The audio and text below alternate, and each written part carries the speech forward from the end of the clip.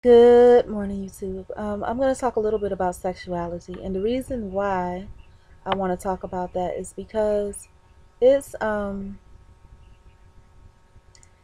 it's it's I think it's latently somehow a part of my life, and it should not be. And the reason that I say that, and I'm just waking up, but the reason that I say that is that sexuality for me was introduced into my life as something by mistake. I happened upon my family moved from one place to another, and when I got to the new place, we noticed there was an attic in my then sister's bedroom. Wanted to know what was in there. We got up there. There was a box. In the box, there was a book of erotic literature, straight erotic literature, like something like from Hustler or something like that. And as a child, curious, I started reading and looking at it, and I was like, "Wow, this is interesting." But I knew that it was something that kind of was off limits to me, so I disguised the book as something else. And my mother, not really reading English, she just saw this weird taped together book that I had at one of the friends of the family, adults in a family that was a friend of mine, friend of ours, saw, and they kind of told my mom, and she was just, she was just like, "Oh, you shouldn't read that. That's gonna mess up your mind," and blah blah blah. And I think that that's true. Sexuality, I think, is a very strong and powerful thing. And for me, sexuality is a sin. Now, the way that I got around it, like I said, for a long time in my life, when I was younger, I was 100% angelic good. But, in your teen years, like I say, 15 or 16, I had a friend that was very promiscuous, another friend that was doing her thing, but she wasn't as open about it. And even at like 11 or 12, I had a friend of mine that was very, she was having sex at that age, with like 20-year-olds. And I didn't, I kind of held my ground to who I was. But when I got older, being influenced by these people, and like they're making a big deal of how great this thing was, I was like, okay, everybody does it on prom, so let me figure out what this is all about. And I was just like, okay, well, big deal. So then, my second like sexual thing was maybe, and when I say sexual, I mean like intercourse. The rest of that, I don't know, but was probably when I got my first. That was my first boyfriend that I lost it to. Second, well, there's a lot of stories behind it, but I'm gonna leave that alone. But anyhow, so where I am in my life, it's like I created a sin for myself because I was too goody goody. My sin, I decided the first time was out of curiosity and I wanted to know, so I basically forced something. Well, not forced, but I pushed an issue. But it was curiosity and I wanted to know. But the point that I am in my life now, or the reason that it came about, was because I wanted to create a sin for myself, because I guess compared to everybody else, I was just too goody goody, whatever. So the sin that I created for myself was lust, and I felt like um, self love, we'll just name it that way, was a way for me to have a sin, but it didn't hurt anyone because it was just towards me.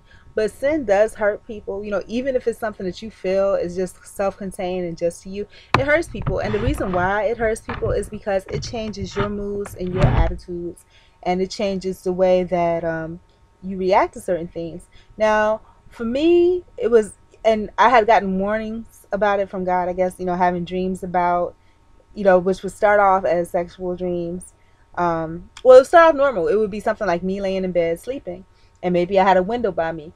The window started changing into a mosaic of all these pictures of a certain person, but like you would click different filters. It was different filters of the same person, just like a side profile of a man's face, and then it would turn into pictures of me that weren't necessarily sexual, but they could be considered sexy. And then it started turning into pictures of me with someone else, you know. And then, like I was getting aroused by these things, and then it was a dark room that I was in, and in the doorway came these two men, and the feeling that I got from them, it was kind of ominous. Like, okay, you're doing something that we're not doing, so you kind of called us up and we're spirits, And so I was like, wow.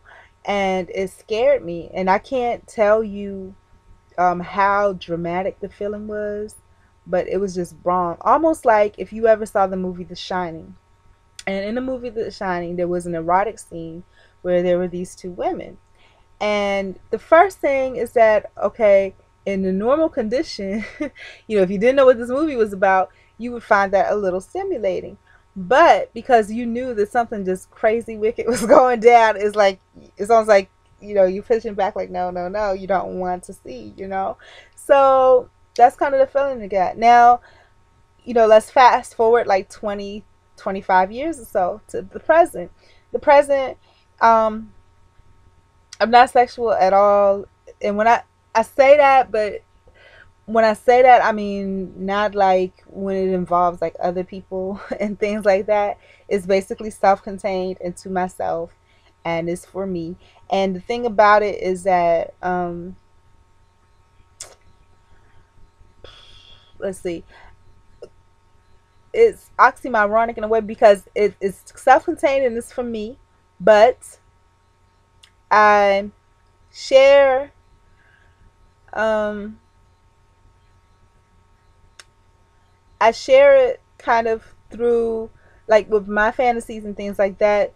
The way that these things involve other people is the fact that sometimes, like I said, I don't really have friends or family or anything like that, but sometimes um it's not really anonymous because all of me is out there. I don't really hide who I am, but it's it's something that I keep, to like messaging and things like that. And it's only when I feel like it, you know what I mean? And then it's only the way that I feel like I want to express that. So it's basically the equivalent of like erotic literature, interactive erotic literature is what I would call it. But of late, I'm finding that, you know, the interest that I have in those types of thoughts and that type of writing is something that um I guess I'm kind of on my own on. And the reason I say that is because I haven't found like, ooh, excuse me, I haven't found like I would call it like a virtual playmate, and just in writing, because it's not something that I would want to interact like visually with someone on. But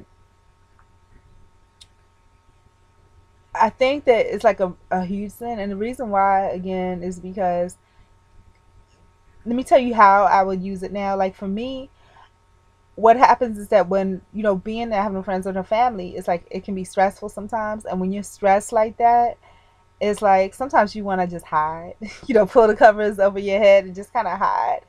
And the thing is, but you can't, because, the world still goes on and there's issues that you need to address, things that you need to do. And the only way that you're going to break through and get through these things and get to the next level is to address it. First step is to get up and get out.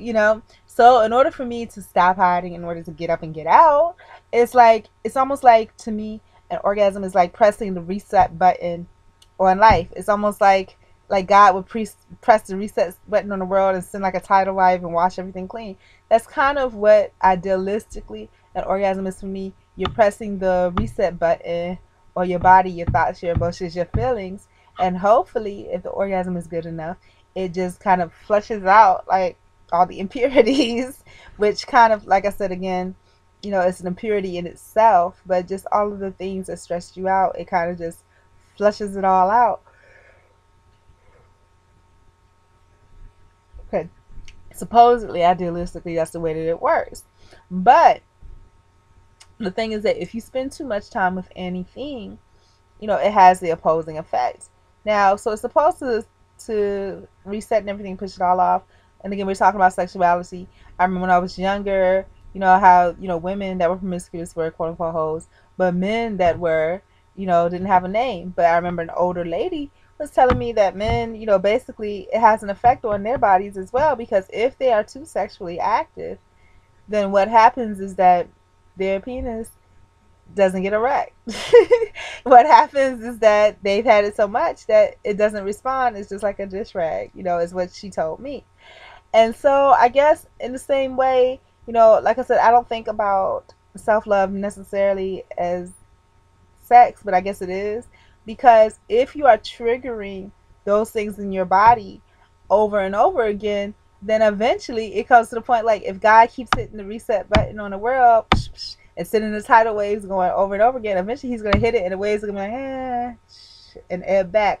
Almost like when you flush the toilet, you can't flush it like 2, 3 times in a row because it has to have a chance to build that water back up. So that's kind of where it is. And then what it is that when you even if it's not repeated orgasms, but if it's too much sexual tension and it's kind of let out slowly, because my releases are slow releases, because it's not just like okay all at once. Because I think when you have mental sex, which is mind sex, which is basically non-physical, it it's a slow eruption. It's almost like a volcano that erupts through the cores and crevices first and then comes out through the top. So that type of thing is very, to me, tantric. And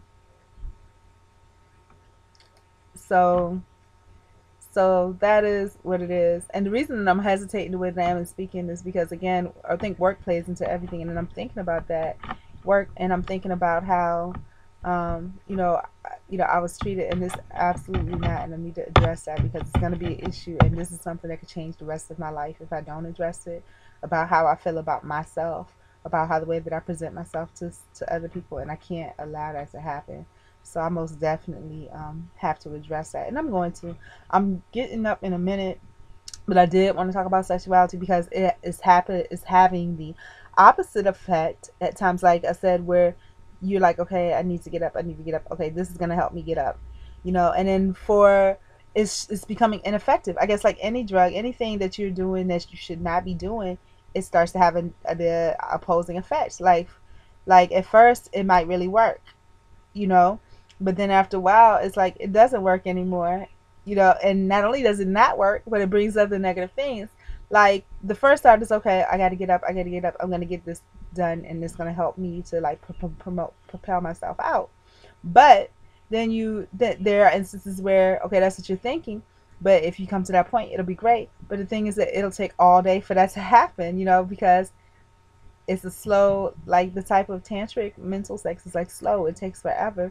It could be 8 hours later, and damn, your whole day is gone. So, and the other portion of that is, oh, it's 8:30. The other portion of that is that, you could have your little eruption or whatever, but it's a slow eruption that's kind of that waxes and wanes. It's like, and then it's just like you're lethargic, and you're like, oh my gosh, that did nothing for me. I just feel drained. So I have to get rid of and this is and again, I hate it when they call it an adult topic, because it's not just for adults. There are people that go through these things at different stages. And I mean, you just have to be honest about that. But um what was I going to say? So it's something that I definitely need to get rid of. And it is kind of, in a way, a drug for me, just like the food is a drug for me. Like I said, I was trying to find something else to love, so that I could take a place. Because when you're doing things that are negative in your life, the reason that you're doing these negative things is because you're trying to compensate for something that you're missing. But you need to find other things that are positive to fill that space. Before this legal situation, exercise used to be my positive thing, but it was taken away from me. So I have to get it back. When I feel this way, when I feel the stress, I used to journal, I used to exercise, I used to create. And that's where I need to get back to. I need to wean myself from that.